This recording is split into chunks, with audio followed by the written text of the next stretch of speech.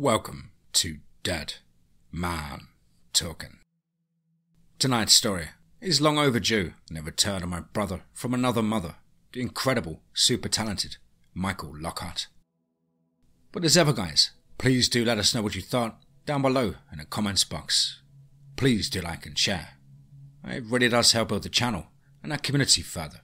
And why not hashtag TeamFEAR and DMT's Cryptid crew.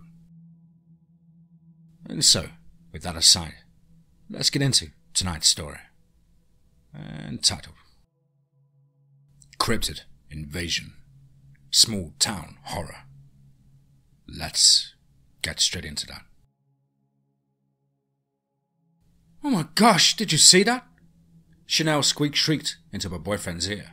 Aquarius, Q to his friends and acquaintances of dubious character and spelling skills, leaned away from her annoyance, his ears all but ringing. What's wrong with you, girl? Why you be hollering like that? Nelly? Chanel pointed towards the window, a large one for a manufactured home built in a primitive era that had produced the one in which she and Q were currently ensconced. She trembled and shook and shrank closer to his form as he grimaced and looked in turn. Man, I don't see nothing, just dark and some, dark. He frowned in distracted wonder for a moment. The Pine Shadows manufactured housing park facilities, and residents typically displayed a number of lights, primarily strings of LEDs and dim security bulbs, strung by the mostly decent but impoverished residents, for whom Q was the most frightening feature of their existences. Currently, the illumination seemed to be obscured, and as his blood returned to normal circulation, Q grew curious.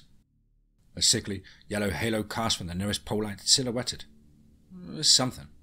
He wasn't sure what it was, but realized why Chanel must have observed it and freaked.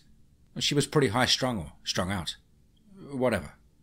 His mouth hung open in a way that indicated his attempt to cogitate. It was an unaccustomed endeavor, and so it took him a deal of effort, besides which he had indulged in a few party favors to whet his appetite for what he thought Chanel was finally prepared to offer. Either way, he intended to have some fun.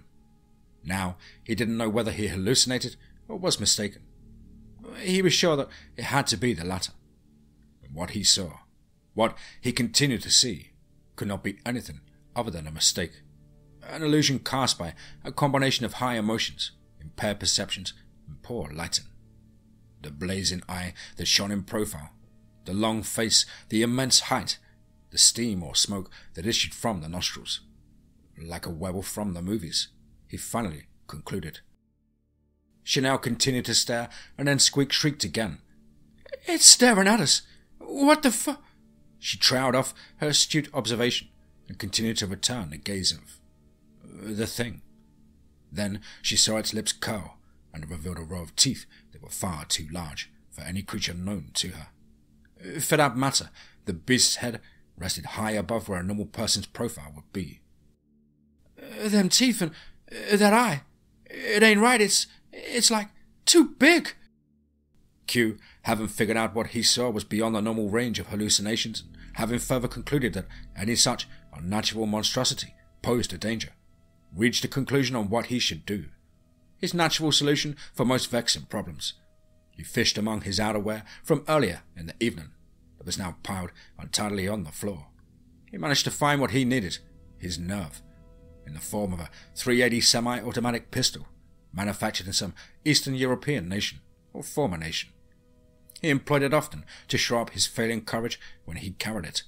He felt like a true gangster. He raised the muzzle towards the window, yet even a dim bulb in his brain, far weaker than the outdoor lighting, flashed in warning that it would be stupid to blow out the glazing, when the door was just feet from the portal. I think it's a werewolf. He stammered as he moved to open the door. He pushed the panel outwards, and it slammed against the side of the venerable housing option. He emptied the magazine of all 6 rounds he bothered to put into the little weapon. It would have held 2 more, but he knew that guns supposed to hold 6. He fired. The sharp little report added to the cacophony of chaos caused by Nelly's screeches and shouts, and the various responses of neighbours. The tiny world of his and his erstwhile date transformed into an abode of terror. Well, she now did her part. Her screeches evolved into genuine screams of abject fear as she encouraged her latest paramour to kill it. Q, kill it! Kill it! Kill it!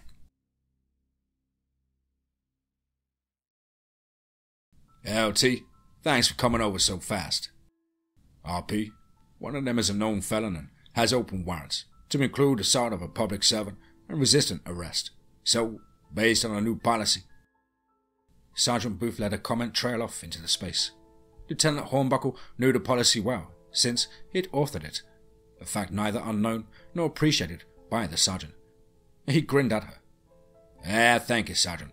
It was a good call on your part. Have we informed him yet that after he's done with his witness statement, he's under arrest? And Booth shook her head. No, sir, we thought we'd sidetrack him. He's already not making much sense. We have eyes on some items in that trailer of his. Apparently, he treated his latest girlfriend to some of his finest homegrown. He must really like this one. Gave her some of his vintage night train, too. Oh, and he shut up his own front door with a handgun he's not allowed to possess as a felon. Poor old Q. He's not having a good night. It's about to get a lot worse. I think he's likely having some paranoid side effects. He likes to lace his goodies. But we never know with that dude. And Hornbuckle grimaced. Q ensured that a couple of our deputies and one of the Grogan City officers had a bad night when he earned that warrant. Turnabout is fair play. Paranoid hallucinations or not, I'd like to hear the latest strange tale from him. So maybe we can get him to tell it once more. Then we'll have 2 recordings. Is everyone rolling on body cams? Booth arched an eyebrow. You know we know how to roll, boss. Well, let's go. I responded with Deputy Walls, so I got to hear the first version by Chanel. It's literally a wild story, hardly close to what Q has to say.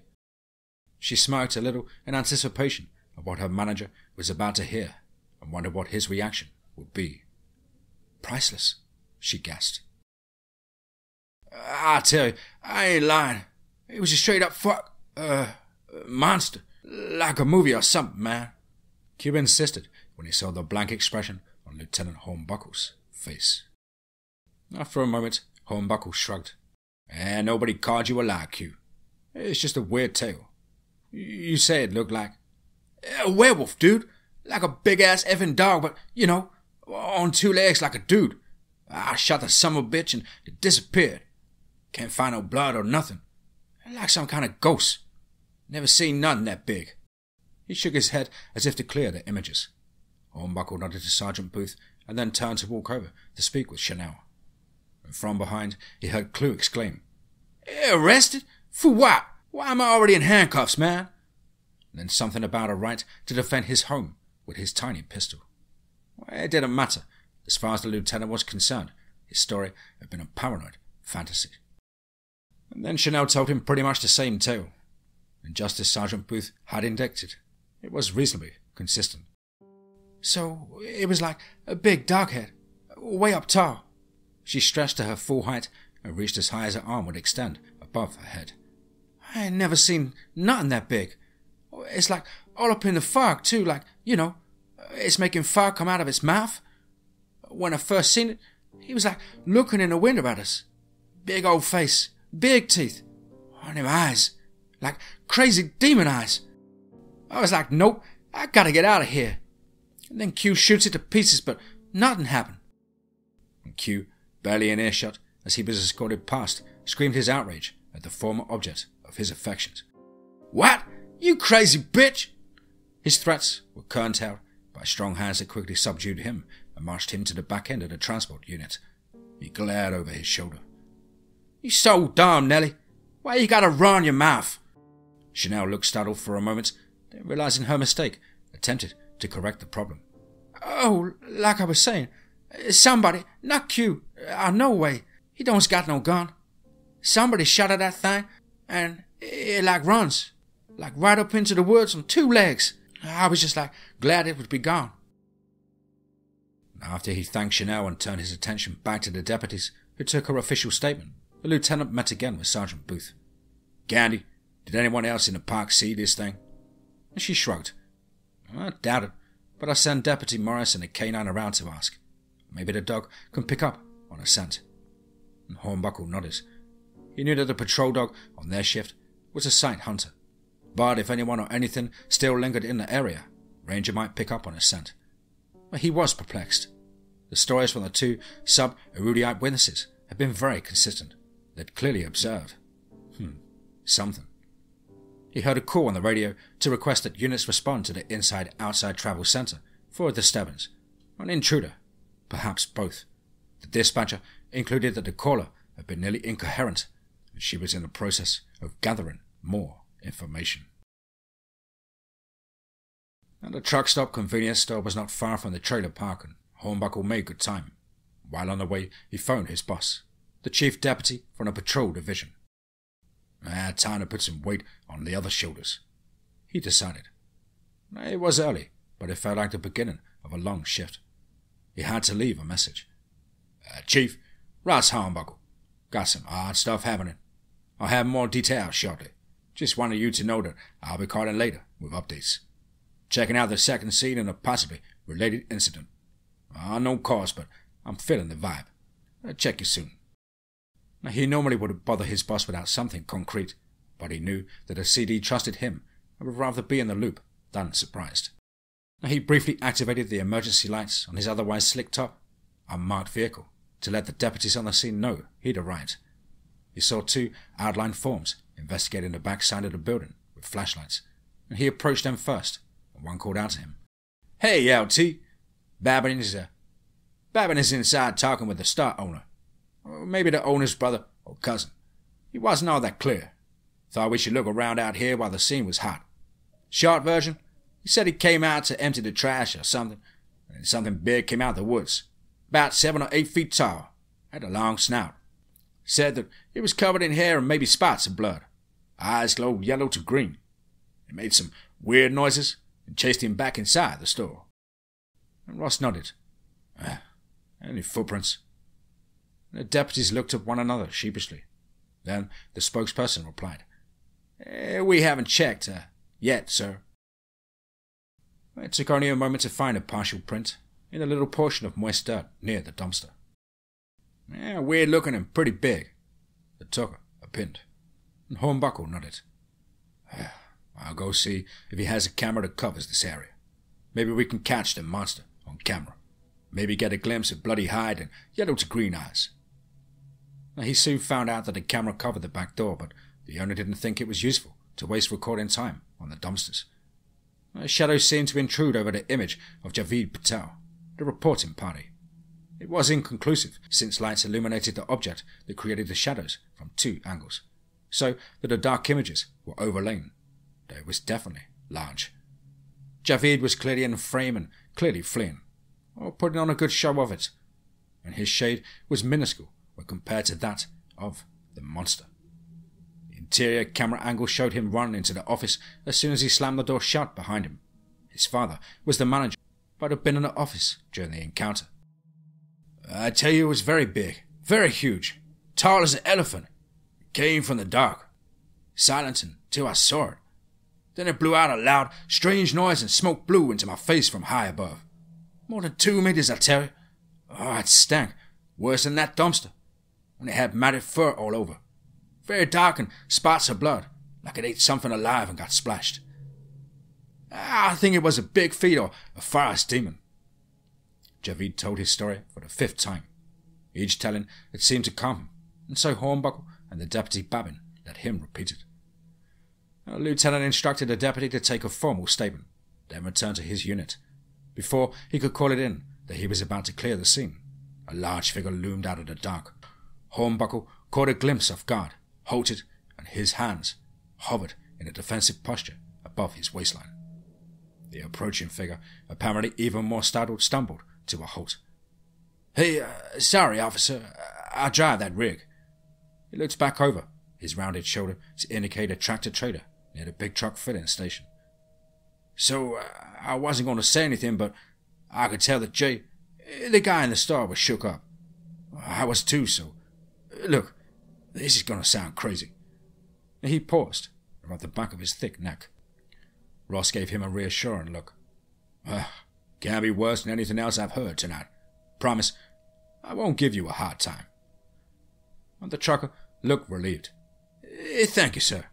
Look, I ain't drunk or anything. Got plenty of rest.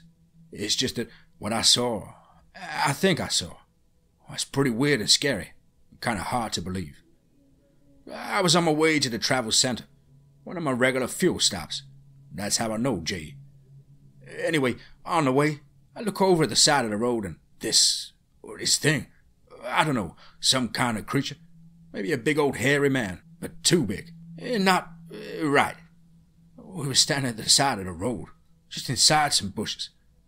It was big, maybe 7 or 8 feet tall. I pass stuff all the time, and you know, I'm a pro driver. I know how to judge distances and sizes. I catch some eye shine, maybe yellow, not too sure. It was fast. It looks a little strange, and maybe this is one of the weird parts. It had a huge set of antlers. Then it gets scary. Thing starts running up on my passenger side. I'm in town, so I'm not going all that fast, but I check the mirror. It's running alongside and gaining on my cab. There's steam coming from it. I decide to swerve at it. I know I hit it, left a dent on the rear part of my cab. I look back, and it's gone. Then, not long after I pay and start the pump, I hear weird noises from behind the store. Loud, and then Jay screaming. Is he gonna be alright? Jay, I mean. There was more, and Hornbuckle sent the man to inside the store to see Babin and provide a formal statement and to get photos of his cab for both evidence and insurance purposes. He was about to clear and conduct a patrol sweep, since most of his crew was tied up on the 2 invasion scenes. And then a radio hissed, and dispatch informed him there had been another disturbance, this time with injuries at a nearby set of rental cabins at the state park. He headed that way and pulled one of the units from the travel center and another from the trailer park for backup. "The crazy? It's on," he said to himself. Spidey senses is still working.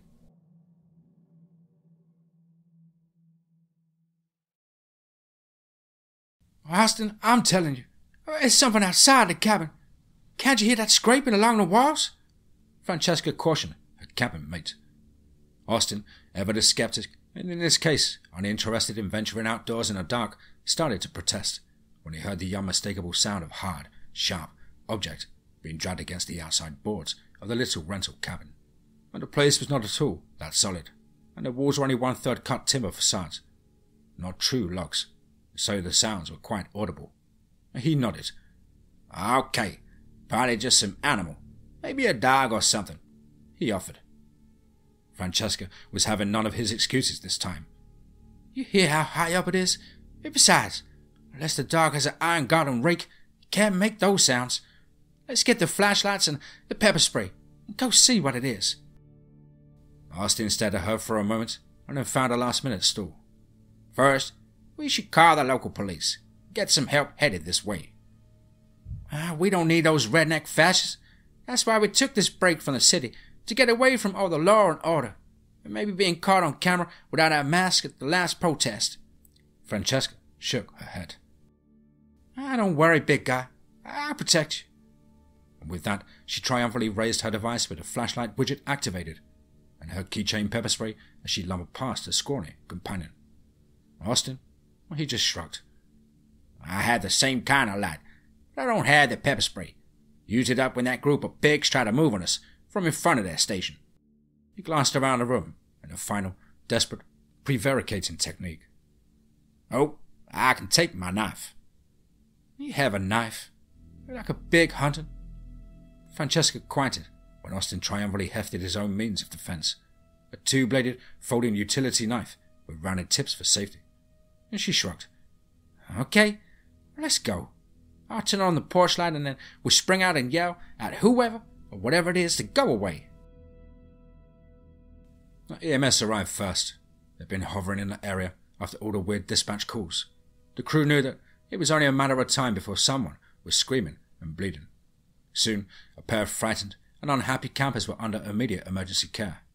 Lieutenant Hornbuckle saw that a large female figure who loomed on a tiny porch of the cabin stared sourly at him and his deputies as they approached. The woman demanded to know. "So, what are those fascists doing here? Like, I only told that dispatcher that we wanted an ambulance. No cops. Hornbuckle stepped up to take care of the challenging work, or handling the recalcitrant RP, while the deputies conducted a safety sweep of the gloomy cabin and the environs in which a monster may be lurking. Much more pleasant than dealing with the hostility towards uniforms. He grimaced. Standard procedure, ma'am. We support our EMS teams as often as possible to ensure their safety as they go about their duties. And she glared, her pock-marked and flabby expression clearly interested in creating a conflict. But a whimper from her companion, followed by, "Ow, that hurts," interrupted her normally single-minded train of thought. She had only one track on her personal railway. It was either run full steam ahead or stay quiet and seethed. And she shifted her ire-filled gaze towards Austin, who was clearly in distress. His face was flushed and covered in orange stains, and he bled from several small cuts on his hands. Now, despite the thunderclouds of hostility that constantly threatened, Hornbuckle and one of the deputies managed to get a coherent statement from each of the couple by way of the EMTs. The medics often assisted in this way. It helped them to keep their subjects distracted with answering questions and provided them with potentially useful treatment information. Essentially, the two had charged out into the little porch, and Francesca had immediately tripped and fallen on the single stair that led down from the porch. Austin managed to stay on his feet, but stood indecisively waving around his pocket knife. They reported that at about that time, the Cryptid arrived. Hornbuckle liked that better than monster. Fewer negative connotations, and possibly less panic-inducing. It was like gigantic, and I was like, no way. Austin continued his narrative.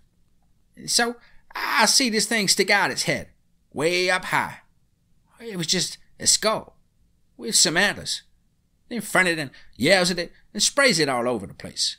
Don't know why that worked, but it did. Sounded like it sneezed or something. Then it ran off into the trees. Deputy Tucker nodded along an active listening technique. So it was very tall with a long skull for a face and antlers. Austin bobbed his head on his thin neck. Yes, sir. Yes, sir. I'll never forget that face. All white and bony. He shivered, and Deputy Tucker adjusted his stance in case Austin finally decided to vomit his most recent meal. Austin, tell them how you got hurt again. I don't think the Gestapo here believe you. Francesca Albert shrieked. Austin was startled out of his imminent need to hurl his victuals, and started to bob and wobble his head once again. Well, Francesca sprayed that thing in the face, but I'm between her and it, so I turned toward her and blocked the pepper spray with my face. I screamed and the Wendigo, or whatever you call those things, bellowed and bumped into me from behind. I fell to one side, and that's how my hands get all cut up and scraped. That's when it sneezed or snorted, or whatever. He shivered again. I thought it would get me then, but it ran away. Francesca decided to rejoin the chorus at that moment and pushed aside her long, straight, greasy locks. Yeah, he was face to face with that cryptish thing. It blows some kind of smoke at me. And so I emptied the can into that skull face with the green eyes. Why, it bellows again and vanishes. Nothing left but smelly smoke. It was like it had rolled in garbage or something. Hey, Chief. Thanks for the callback. Hornbuckle spoke wearily into his mobile device. Turned out the last RP had only minor injuries, treated and released on scene. I had Tucker stick around to make sure that they were safe until they got their stuff packed and moved on down the road.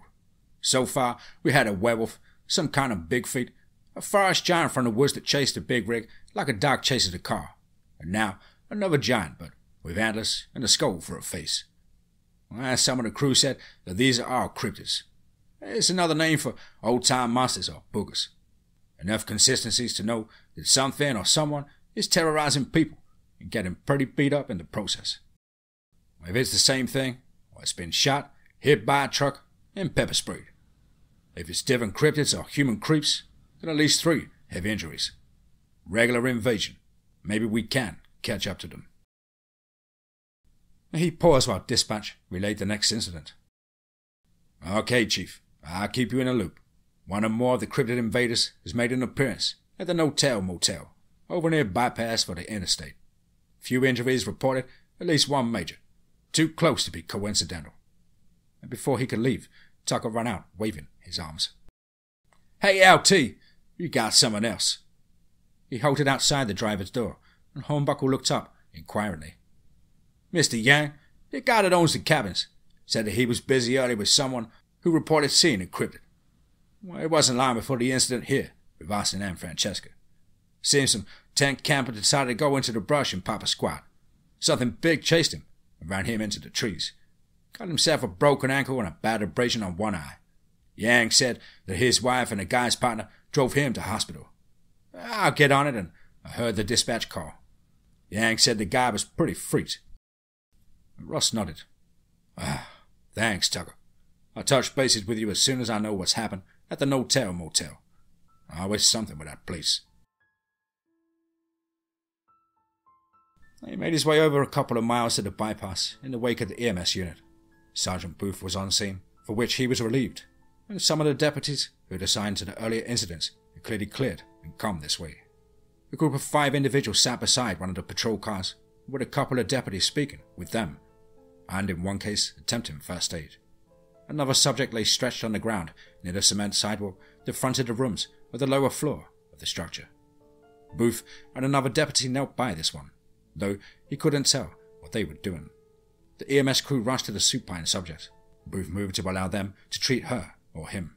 Ross wasn't close enough to determine which yet. Booth noted him approaching and walked over to greet him. Hey, boss. Long time no see. She bobbed her head. She was seen to be the happiest when they had a crazy night, and this one suddenly qualified. She flicked her thumb over her shoulder. That one came off on the upstairs rail the hard way. Definitely a broken collarbone. Maybe an arm. You may notice a certain chemical stench in the air. And Hornbuckle nodded. Ought to do meth. And booze. And Booth nodded. Bingo. Oddly, no other party favors located just yet. We've been busy with that group. She inclined her head towards the figures seated along the patrol vehicle. I can't understand why, but looks like nobody ran. Chick came off that rail, one way or another, and the rest ran inside their room and just waited. I started either mumbling or shouting about that big thing that they saw. We're still trying to figure out what it was. Night manager Akbar? Of course he saw nothing. He was locked in a booth behind the night window. Said this bunch came in after dark a few days ago. Been loud and rowdy ever since, but nobody complains. Not in this neighborhood. Hornbuckle nodded. Looking at the map on these incidents, it's like some crazy near pattern. Almost like the incidents are in a big circle. Like something is trying to get out but keeps running into people. He pulled up a map on his mobile device to show her what he meant. Booth traced a rough circle with her eyes, while Hornbuckle gazed around the parking area to determine whether they'd missed anything. Yep, that's a pattern, Booth eventually pronounced. Not quite a circle, though. Big opening on one side. She pointed to the bypass, where a patch of fry separated it from the interstate. Hornbuckle looked up and nodded. You got this one, Sarge, and for once I'd like to be there before the call. Booth pretended to sigh, and then pronounced. Of course. Why would I want to go anywhere else? Just read the sign. And she pointed to the backlit plastic rectangle that proclaimed that visitors to the No-Tell Motel could drive right up to the door of your luxury suite.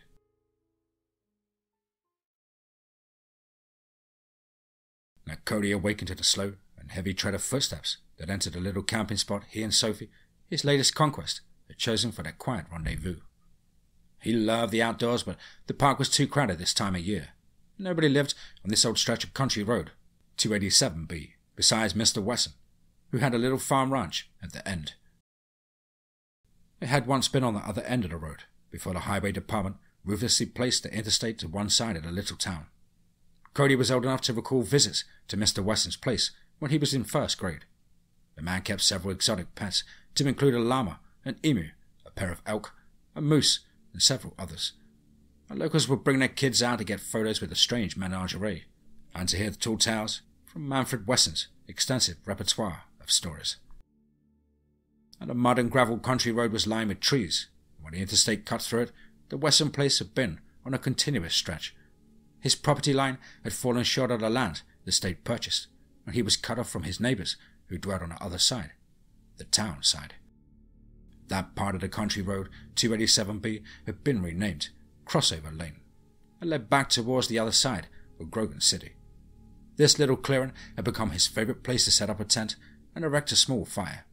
He knew and liked the elderly man at the end of the road.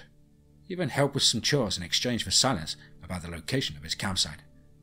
He used it to entice the girls in the area to experience his nature boy's charm.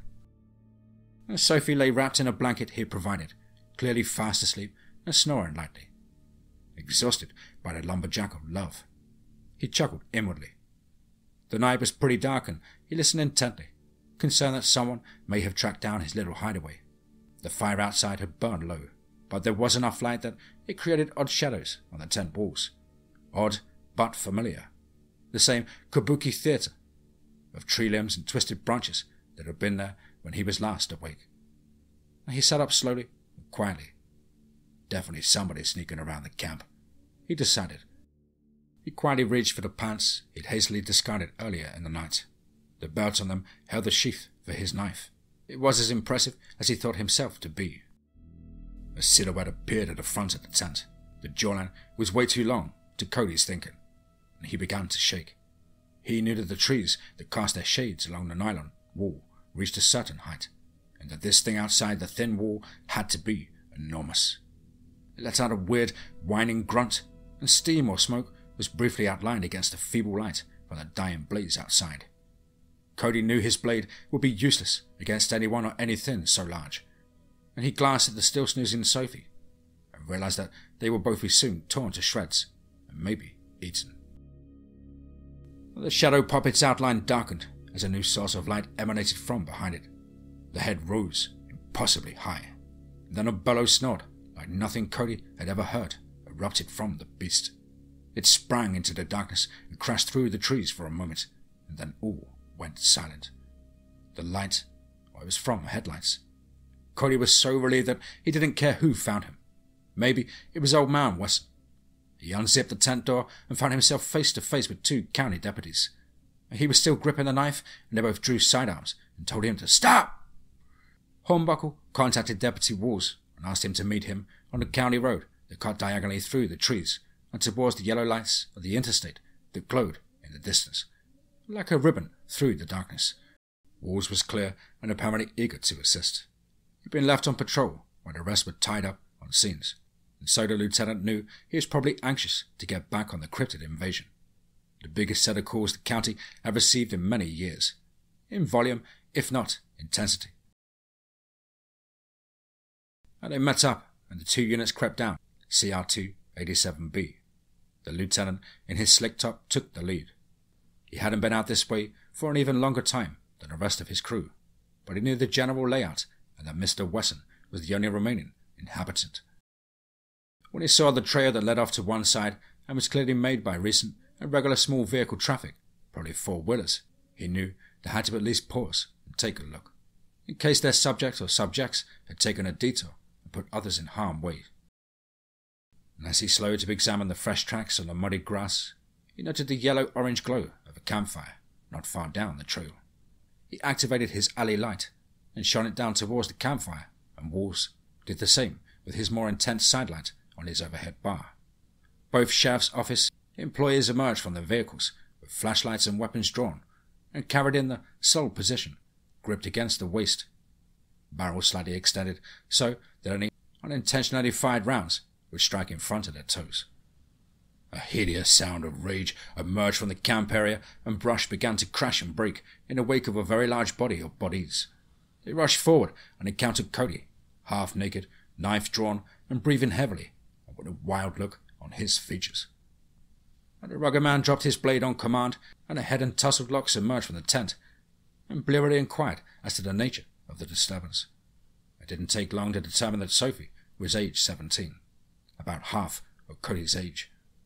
They searched Cody and secured him in handcuffs in the rear of Wall's vehicle. And during the process, Hornbuckle instructed any clear units to come and assist. They intended to forge ahead after the cryptids. He wasn't foolish enough to follow the trail that trampled brush into the utter darkness beneath the trees. He stalked back to his cruiser and proceeded down the way to the Wessons' property. He hoped he could head it or them off before it or they tangled with the elderly man. They get pretty torn up from the encounter. Mr. Wesson was as nice a gentleman as anyone would want to meet, but he was also as tough as a hickory root and armed to the teeth. He was surrounded by his animals, mostly hunting dogs these days. The interstate had left his exotic petting zoo isolated, and Hornbuckle determined that things were coming to a head, and it was time to stop the madness.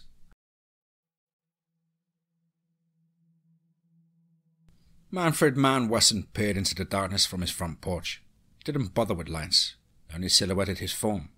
He heard the racing of car engines and saw a set of lights flash in the near distance. Someone headed towards him in a hurry. The hounds remained silent and issued a low, throaty growl. He knew that was out of character. Typically, when people approached, at least one or two would bay and bark. And besides, they weren't focused on the driveway that led up to CR 287B. They were pointing towards the woods to one side. They rambled around nervously and began to back away from a patch of trees as a new set of sounds impinged on Mr. Wesson and his dog's senses. Crashing brush and breaking limbs. Finally, the hounds broke and ran up onto the porch to encircle their two-legged alpha, at least from behind. The nonagerian alpha reached for his 12 gauge and clicked off the safety. Whatever emerged from the trees, or he'd be ready. As Hornbuckle turned into the dirt driveway, he activated his red and blue lights and whooped his siren a couple of times, then switched back to only headlights. It was a simple courtesy to let Mr. Wesson know who was coming. He held no doubt that a man would be on the porch, armed and ready for his late-night visitor. Yet, when he rolled to a stop, all he saw was milling hounds on the porch around the front door. His heart leapt with a jolt of adrenaline, a fear response on his behalf of his favourite isolated resident, the most self-reliant person in the county. He stepped out of his vehicle and scanned the area with his flashlight, reached back inside and activated the trunk switch. He soon held his patrol rifle at the ready, lighter fixed and ready for action. He heard the far distant wails of sirens. Backup would arrive soon, but time was of the essence. If the cryptid or cryptids managed to get over the freeway and into the town proper, it would mean a disaster. It was only a set of miracles that had saved anyone from death thus far. He preferred to trust years of training and experience combined with TMG rounds from his rifle to ensure safety from the monsters. That's what they are to me. He noted the area where something large and organic had burst through the direction of the camp. He had left a short time past. The ground was torn up with odd footprints. They were large and misshapen, maybe from hooves. He nearly leapt out of his skin when he heard the soft tones of an elder call his name. "Rice, is that you, son?" Mr. Wesson emerged from around the side of his house. He approached and they shook hands. "What's all the whooping and flashing about?"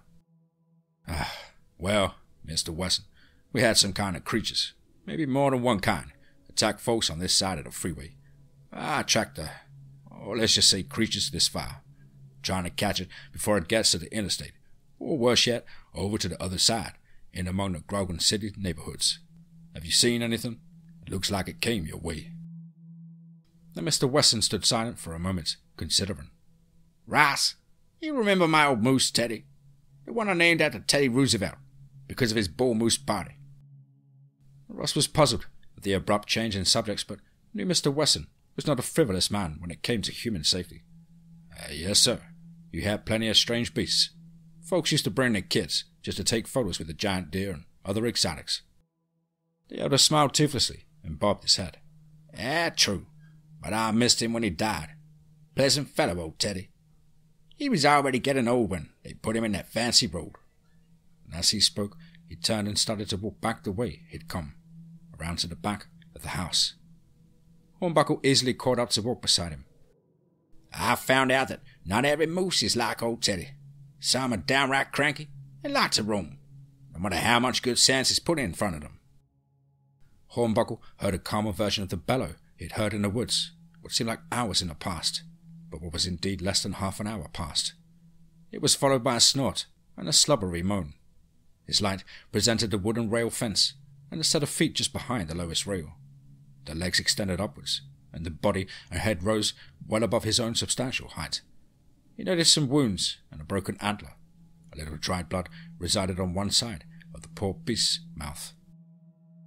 Mr. Weston reached up and very gently patted the enormous creature's neck in an apparently unwounded section. "I need to get the vet out here to examine him right away. And maybe he won't be so quick to roam around after tonight. Rice, meet Bruce. Bruce the Moose."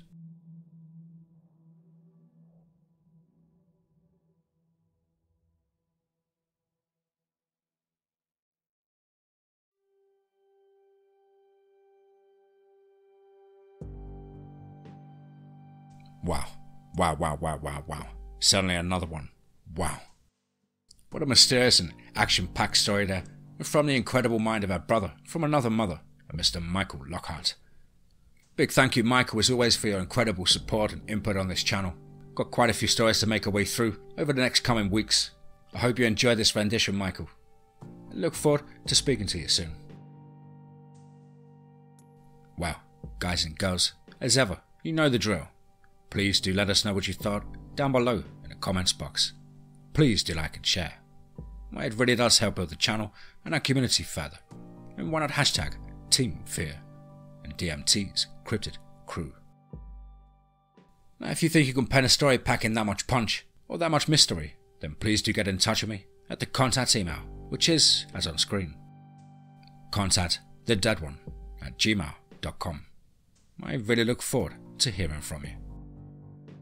As ever, guys and girls, I hope you're all well and happy, your family and friends alike, and are getting out and about in the much needed sunshine, enjoying adventures of your own in the deep dark woods or the desolate and intriguing mountains. Whatever it is that you do, I hope you're enjoying it and are living life to the fullest. But above all, remember, be safe, not sorry.